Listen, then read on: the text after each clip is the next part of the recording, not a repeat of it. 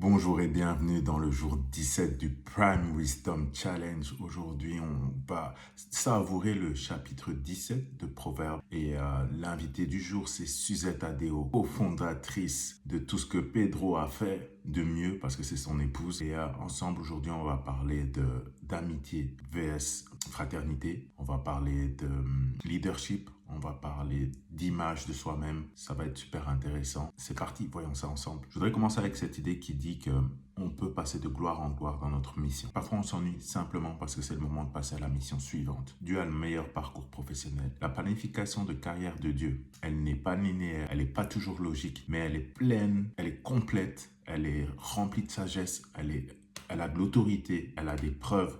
Et elle a des résultats. Dieu n'appelle pas les qualifiés, il qualifie de les appeler. C'est une phrase qu'on entend souvent, c'est un super message, mais ça peut nous faire penser que Dieu appelle les gens à faire des choses qu'ils ne peuvent absolument pas faire. Vous comprenez? Ça, c'est pas vrai, parce que les personnes que Dieu appelle ont des victoires privées avant. En fait, tout se construit dans le secret. Prépare-toi, deviens excellent et gagne en privé. Les victoires privées et les célébrations privées mènent à des célébrations publiques. Il n'y a pas de réussite d'une nuit dans le royaume de Dieu. Le monde ne peut pas voir que tu es qualifié, mais Dieu sait que tu l'es. On va aller ensemble quelques versets. Aujourd'hui, j'ai l'iPad. Le verset 28 dit: même les personnes stupides peuvent paraître sages s'ils gardent le silence. Quand ils ferment la bouche, on peut croire qu'ils sont intelligents. Ça a été écrit il y a plus de 3000 ans. Ça a été écrit bien avant l'ère des réseaux, mais on peut dire que ça a très bien vieilli. C'est toujours aussi vrai et du coup, on peut se dire que ça confirme en fait que le temps va te promouvoir. Soit ça va montrer, ça va t'amener à te promouvoir, soit ça va te faire ça va t'exposer. Donc le temps nous promeut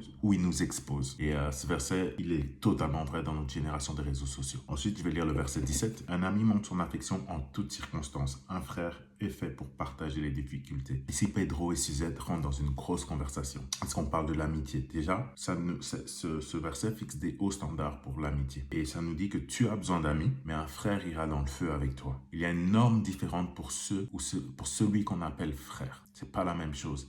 Et en fait, ici, le sujet, c'est comprendre que les mots ont de l'importance. On doit prendre soin des mots qu'on utilise.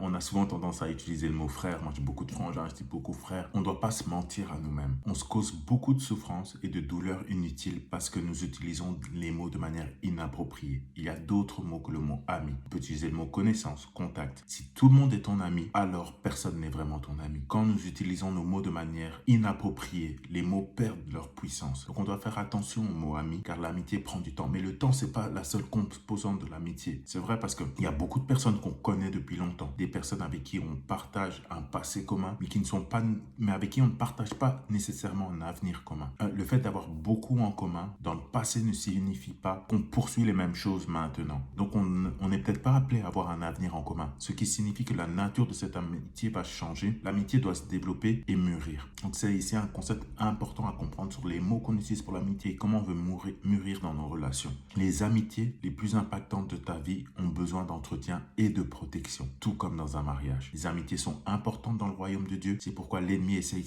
de manière forte de les détruire. La confiance est la base de toute relation. Les attentes non exprimées sont une des causes principales des problèmes dans les relations. Maintenant, on va lire le verset 16. À quoi sert l'argent dans la main d'un sot? À obtenir la sagesse? Sûrement pas, il est trop bête pour cela. L'argent permet d'acheter la sagesse, mais à moins d'avoir un cœur humble pour la recevoir, cela ne fonctionnera pas. Les proverbes nous disent d'acheter la sagesse. Et les personnes riches le comprennent vraiment parce qu'ils mettent beaucoup d'argent pour racheter le temps.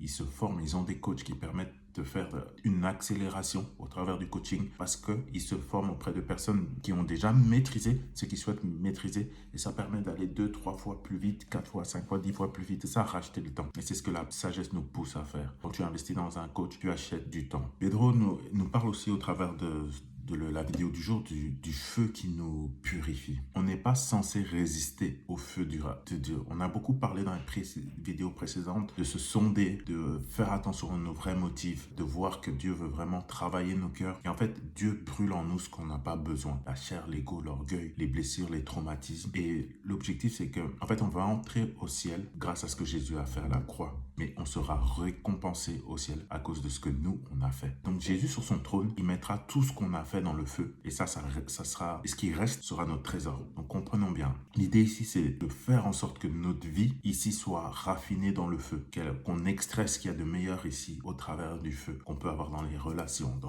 en donnant son cœur à Dieu, au travers des expériences de vie, se soumettre pour que tout ce qui reste puisse être un trésor. Voilà, c'était pour ce sujet. Suzette, la femme de Pedro, nous amène dans un sujet super intéressant qui est son expérience. Ils sont bien, ils vivent en Californie dans des beaux quartiers. Ça veut dire qu'il y a plein de stars, c'est un autre milieu quoi. Et là, elle nous dit qu'elle de nature, c'est quelqu'un qui fait particulièrement attention à son environnement. Elle aime les belles choses, elle aime comment elle se présente, elle aime elle fait attention à ce qu'elle mange, ce qu'elle voit, comment elle s'habille. Donc l'extérieur est très important pour elle. Et au début, elle laissait l'extérieur influencer la manière dont elle se présente. Et elle part du principe que Dieu nous a donné notre corps, donc on doit en prendre soin. Mais à partir du moment où ça a commencé à la consumer, elle en a pris conscience, elle l'a apporté à Dieu. Elle a réalisé qu'elle laissait ce qu'elle pensait que le monde extérieur attendait d'elle ou voulait d'elle pour la façonner. Donc c'était elle se laissait façonner par les attentes qu'elle pensait que les autres avaient d'elle. Mais elle a compris qui elle voulait attirer. Et au contraire de ses voisins, parce que ses voisins, c'est des gens assez fortunés qui sont dans un autre style de vie, dans une autre industrie aussi, eux, ils connaissent leur audience. Ils savent qu'ils veulent attirer. Pour attirer l'audience qu'ils veulent, ils ont toujours besoin d'être dans ce paraître, d'être ajustés, de ne pas être authentiques. Ils vont dire que s'ils sont authentiques, en fait, c'est très faux. Ils mettent en fait, au travers de ça, une pression sur les personnes qui sont derrière la caméra. Parce qu'on vit dans un monde où aujourd'hui, les gens, pour échapper à leur réalité, ils vont commencer à regarder un peu les influenceurs, ils vont regarder vers des gens qui, soi-disant, leur inspirent, mais l'image qui procède est souvent faux. Suzette a compris que nous, on doit être responsable du monde que Dieu nous donne à gérer, responsable de notre image. Elle a compris aussi qu'elle ne plaira pas à tout le monde. Donc du coup, ça veut dire quoi? Ça veut dire qu'elle a pu apprendre à pouvoir prendre soin d'elle comme elle aime. Elle apprend parfois aussi à être simple et authentique et à pouvoir se présenter. Du coup, ici, dans la communauté d'entrepreneurs ou aux gens, parfois elle fait des appels vidéo, elle sort du lit en pyjama, puis le lendemain, tu vas la voir très pimpante, très apprêtée. Et du coup, cette conversation a amené à parler un peu des faux leaders. Parce que, comme j'ai dit plus tôt, il y a beaucoup de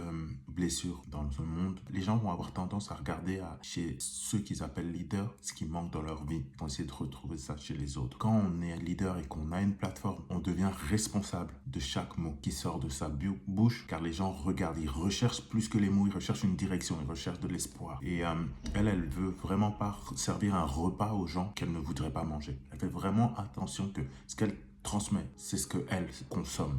Les leaders sont appelés à apporter une percée chez les gens qui les suivent et pas un fardeau, pas transmettre en fait quelque chose aux gens qui est mauvais pour eux, alors que toi tu sais que ça tu n'en consommeras jamais. Et ça c'est un concept à mettre en place, peu importe notre plateforme, parce que tout le monde n'a pas une plateforme publique, mais notre plateforme peut être la maison, les enfants, le travail, l'école, là où on est exposé à d'autres. Et du coup ça nous amène aussi à comprendre que ça nous pousse à être généreux, à cultiver la générosité et ne pas être restrictif, être limité avec son argent, être limité avec ce qu'on est prêt à donner. Parce que ce n'est pas uniquement l'argent, des fois on peut être limité aussi en disant j'ai pas le temps de donner mon temps finalement à une bonne œuvre, à aider une personne qui est dans le besoin, à faire quelque chose parce que mon agenda est déjà chargé.